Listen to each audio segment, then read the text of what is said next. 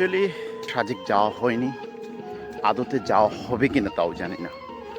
তবে লোকমুখে শুনেছি এই যে জায়গা যেখানে আমি এসেছি, শ্রীমঙ্গলের হজম টিলা, এটা নাকি একরকম সাজেকের মতো।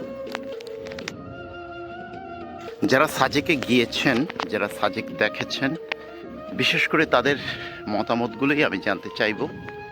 মন্দ কি এইরকম একটা জায়গায়, চারিদিকে মাথার উপর আকাশ, কালো মেঘ ঝুলে আছে সেখানে, আর হয়তো একটুক্ষণ পরে বৃষ্টি হবে অথবা বৃষ্টি হয়েছে।